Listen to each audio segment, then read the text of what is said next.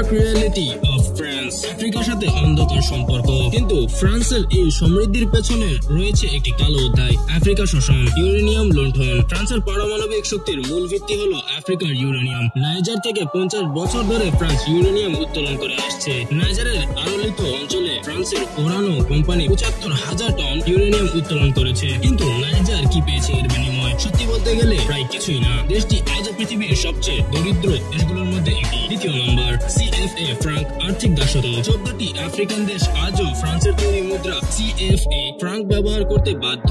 এই দেশগুলো তাদের বৈদেশিক মুদ্রার রিজার্ভে প্রায় 50% ফ্রান্সের কেন্দ্রীয় ব্যাংকে জমা রাখতে হয়। প্রাকৃতিক সম্পদ লুণ্ঠন, ফ্রান্স কোট ডিআইভরি বিশ্বের 40%। গাবন থেকে ফ্রান্স তেল ও কাঠ এবং মালি থেকে সোনা, সেনেগাল থেকে ফসফেট উত্তোলন করে। পরিসংখ্যান, ফ্রান্সের আফ্রিকার রপ্তানি গত 20 বছরে 13 বিলিয়ন থেকে প্রায় 28 বিলিয়ন ডলারে বেড়েছে। ফ্রান্সের নিজস্ব প্রাকৃতিক সম্পদ, ফ্রান্স নিজস্ব খনিজ সম্পদ আসলে খুবই সীমিত। ইউরেনিয়াম 1945 থেকে 2001 সালে 76,000 টন উত্তোলন হয়েছে। এখন খনি বন্ধ। কয়লা প্রায় ফ্রান্সের শেষের দিকে। লোহা আকরি খুবই সীমিত। কৃষি জমি, প্রধান সম্পদ, পানি সম্পদ প্রচুর। ফ্রান্সের সমৃদ্ধি মূলত নির্ভর করে তার প্রযুক্তি, শিল্প দক্ষতা এবং আফ্রিকা থেকে সংগৃহীত সম্পদের উপর। বর্তমান অবস্থা ও চ্যালেঞ্জ, 2024 সালে ফ্রান্স কিন্তু বেশ কিছু সমস্যার মুখোমুখি হয়েছে, যেমন বাজেট সংকট। ফ্রান্সের বাজেট ঘাটতি, জিডিপি 6% ছেড়ে যাওয়ার আশঙ্কা রয়েছে। এটি ইউরোপীয় ইউনিয়নের নিয়মের চেয়ে অনেক বেশি। আফ্রিকায় প্রভাব হ্রাস, নাইজার, মালি, বুর্কিনা ফাসো এই দেশগুলো ফ্রান্সের বিরুদ্ধে বিদ্রোহ করেছে।